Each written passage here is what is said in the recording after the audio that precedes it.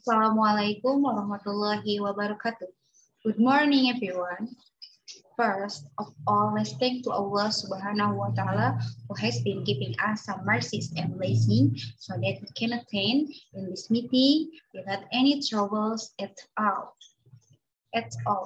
And secondly, may salawat and salam to be our Prophet Muhammad Sallallahu Alaihi Wasallam who has guided us from the darkness and lightness in the world and in the next world. And the third, I'll never to thank the lecturers who have given me the opportunity to deliver my research and my thesis proposal. Okay, before I continue to explain about my thesis proposal, let me introduce myself. My name is Ellen Elstari. I'm from English Education Department Store. I'm my number student 0.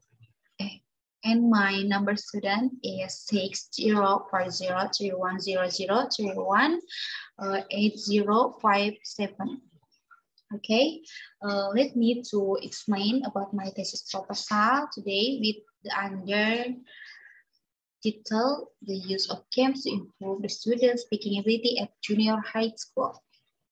Okay, here are 3 things that I would like to explain the topic. The first one is speaking, the second one is game, the third one is how to use games.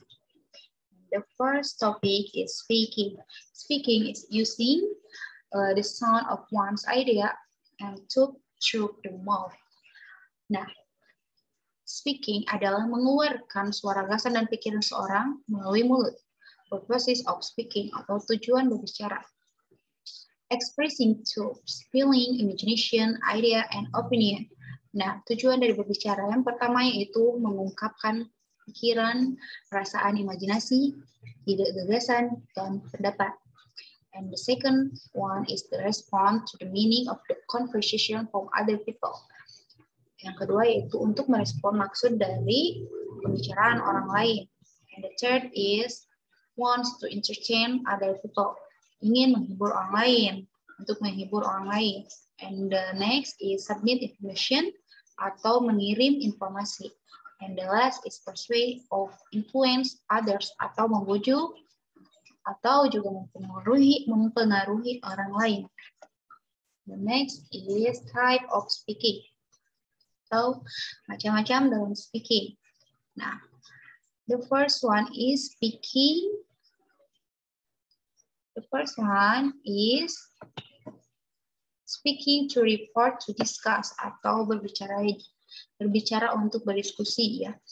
And the second type of speaking is speaking family atau berbicara kekeluargaan. Confining speaking atau berbicara meyakinkan pada orang lain. And the speaking negosiasi atau berbicara negosiasi atau conversation atau bernegosiasi. And the next speaking ability atau kemampuan berbicara. Speaking ability is one important aspect in the necessary communication skills mastered by students. Speaking ability is not a kind skill that can be passed down from generation to generation, although naturally every human being can speak. However, formally speaking, speaking skills require training and direction. Therefore, construction speaking ability must be done by the teacher with designing good reason. Kemampuan berbicara adalah salah satu aspek penting dalam keterampilan komunikasi yang perlu dikuasai oleh siswa. Kemampuan berbicara bukanlah suatu jenis keterampilan yang dapat diturunkan dari generasi ke generasi. Meskipun secara alamiah setiap manusia dapat berbicara, namun secara formal keterampilan berbicara membutuhkan pelatihan dan arahan. Secara formal, keterampilan berbicara memerlukan pelatihan dan arahan seperti di sekolah formal ya. Tentunya dalam berbicara harus menggunakan yang sopan, dimanapun juga harus menggunakan hal yang sopan, terutama di sekolah ya, tempat orang-orang berpendidikan pasti harus menggunakan bahasa yang baik dan benar. Nah, oleh karena itu konstruksi kemampuan berbicara harus dilakukan oleh guru dengan merancang pembelajaran yang baik. Nah, untuk mengajak murid-muridnya dalam berbicara yang baik, guru juga harus menyiapkan pembelajaran yang baik untuk membuat anaknya itu kemampuan berbicaranya jadi sopan dan juga baik untuk didengar oleh semua orang gitu ya. And the next is can. Salah satunya dalam meningkatkan kemampuan berbicara anak dalam mengajar bahasa Inggris ya, tentunya dalam mengajar berbahasa gitu, berbicara tentunya berkaitan sekali dengan bahasa, terutama dengan bahasa Inggris. Dalam belajar bahasa Inggris, murid harus semangat dalam mempelajari bahasa Inggris ini. Tentunya salah satu caranya yaitu dengan cara guru mempersiapkan pelajaran dengan game supaya murid itu menjadi senang, happy dalam menjalankan pembelajaran bahasa Inggris ini. According to Wright and Buckby, 1994, the meaning of the word game is an activity that is entertaining and interesting, often challenging, and an activity in which learners play and interact with others. Nah, menurut Wright and Buckby, pengertian game adalah suatu kegiatan yang bersifat menghibur dan menarik, seringkali menantang, dan suatu kegiatan di mana peserta didik bermain dan berinteraksi dengan orang lain. Game merupakan salah satu cara supaya anak menjadi semangat dalam mempelajari bahasa Inggris. Kenapa? Karena kebanyakan orang-orang atau anak-anak murid di sekolah gitu mengartikan bahwa bahasa Inggris itu difficulty atau sulit gitu ya, belajar bahasa Inggris itu ya. Padahal dengan menggunakan pelajaran yang asik, bahasa Inggris ini menjadi lebih happy belajarnya gitu. Selain itu juga menarik menggunakan game, menambah komunikasi dengan teman juga menggunakan bahasa Inggris ini. Purposes of game, tujuan dari game ini yaitu games in language learning are very motivating, yaitu untuk memotivasi anak supaya semangat dalam mempelajari bahasa Inggris, enjoyment atau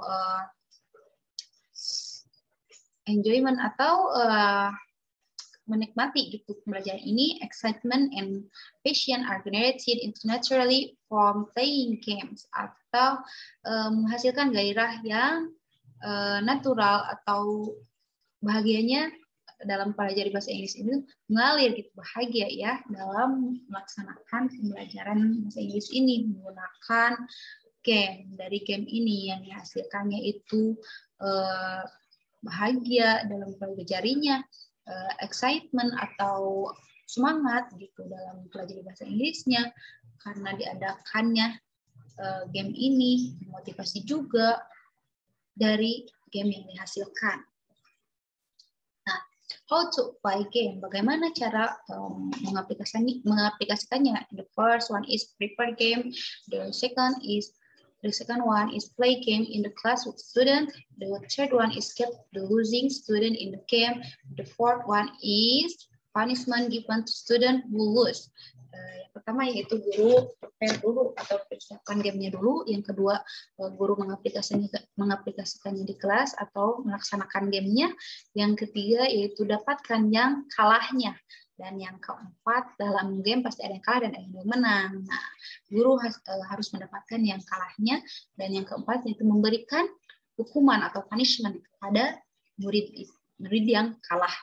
Nah, punishment yang diberikan, saya memberikan beberapa. Yang pertama itu asking student to explain the material from the previous meeting using English as best they can. Yaitu memberikan hukumannya, menyuruh anak untuk murid untuk menjelaskan kembali materi yang kemarin dijelaskan oleh guru. Game ini diletakkan di awal sebelum pembelajaran.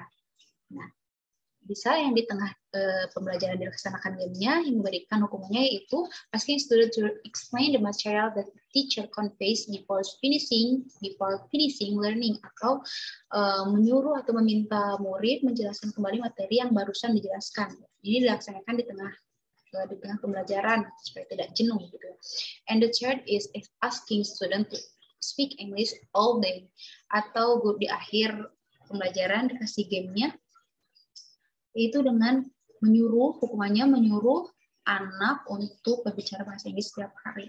Nah, guru bisa mengambil sehari gamenya sebelum pembelajaran, di tengah pembelajaran, atau di akhir pembelajaran. Pilih salah satunya dalam sehari, tidak boleh tiga-tiganya karena ini korupsi waktu ya, waktunya yang susah ya. Okay, and the next kind of games, atau macam-macam gamenya yang dapat digunakan. Saya memberikan beberapa counting atau menghitung. Semua anak suruh menghitung dalam bahasa Inggris. Nah, siapa hitungan yang ganjil, yang ganda? Nah, yang ganda disuruh bertepuk tangan, dan yang ganjil menghitung. 1, 3, 4, gitu ya. Tiap huruf yang ganjil mulai bertepuk tangan. And the second game is a plus time, atau tepuk tangan waktu ya. Contohnya good morning, waktu good morning, selamat pagi, good afternoon, selamat siang, good evening, good night. Nah, waktu ini good morning tepuknya 1 kali, good evening bisa tangan 2 kali, and good afternoon ya, tadi good afternoon 2 kali, good evening 3 kali, good night tidur.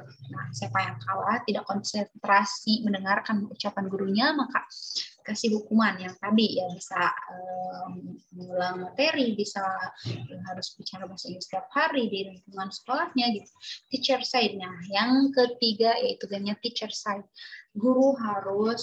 Murid harus melaksanakan perintah guru. Ketika guru berbicara teacher side, you can take your pen in your table. Maka muridnya harus melaksanakannya karena gurunya mengucapkan teacher say dulu sebelum menyuruh murid itu. Nah, gitu. Nah, and the next is conclusion atau kesimpulan. The ability to speak is one of the important aspects in communication skill that need to be mastered by students. Games are one way to improve speaking abilities so that children become happy and enjoy learning to learn English.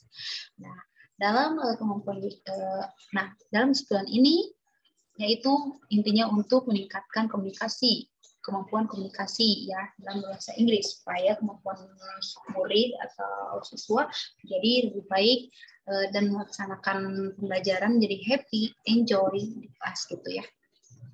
Dan kenapa berbeda gitu setiap harinya, gamenya berbeda ya, karena supaya murid tidak bosan dalam melaksanakan pembelajaran dan melakukan gamenya gitu. Jadi terdapat inspirasi yang dapat murid dapatkan gitu dari game tersebut. Okay, I think enough. Thank you for your attention. Thank you for watching this video. Wassalamualaikum warahmatullahi wabarakatuh.